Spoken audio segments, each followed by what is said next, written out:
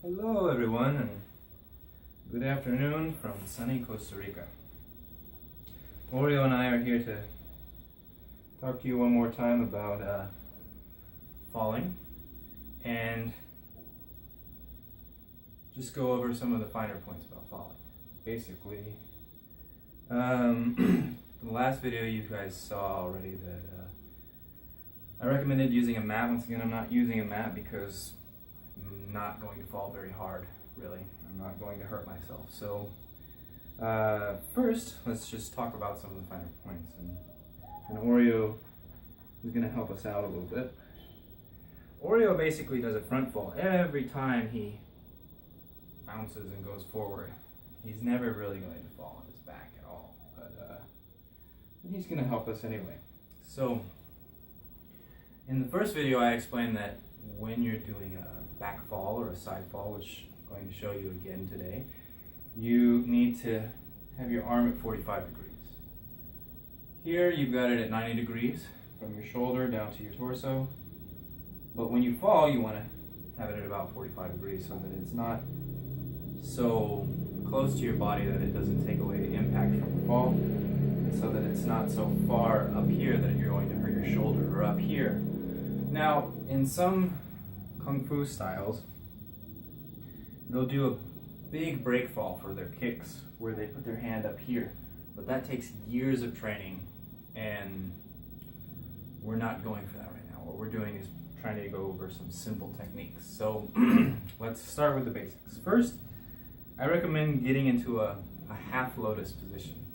Now this is like Indian style sitting. This is a half lotus position. If you put your leg up here, then you're going to go into a full lotus. I don't recommend the full lotus, just a half lotus. It's going to help you with your balance when you go to fall to the side. The next thing is, buddy, is that your hand is going to come up in front of your face like so. You want to go ahead and look at the palm of your hand, and you want to tuck your head in so that when you fall, you're not going to hit the back of your head or the side of your head in this case. So I'm going to scoot over here a little bit, and I'm going to scare Oreo a little bit, but he'll be all right.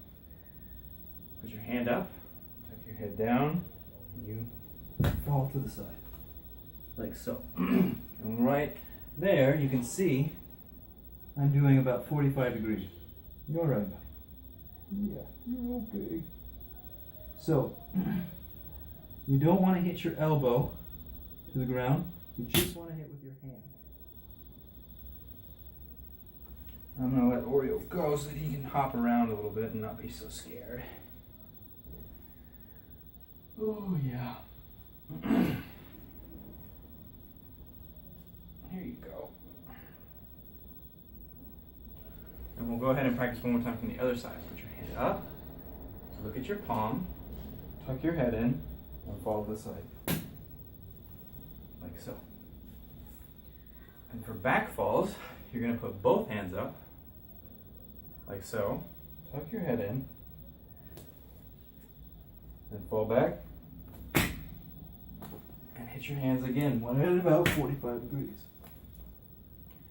Now, I recently had a birthday party for one of my nieces here in Costa Rica, and when I arrived to the party I was late coming from work, and so they gave me the keys at the door to come in, and I fell because I was going back to my house and I remembered that I had the keys in my pocket, so I had to go back and return them the keys, and when I did so I was running and I fell. So even now at 33 years old, I'm still falling.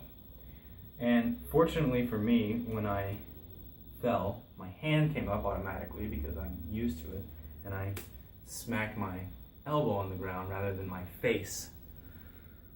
So learning to fall for me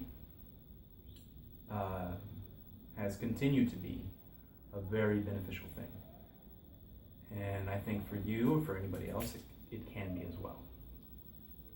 So Oreo and I are going to say goodbye. Say goodbye, Oreo. You can wave at the camera. Bye, right? All right. And I hope you guys appreciate and have learned something from this. And thank you for your time.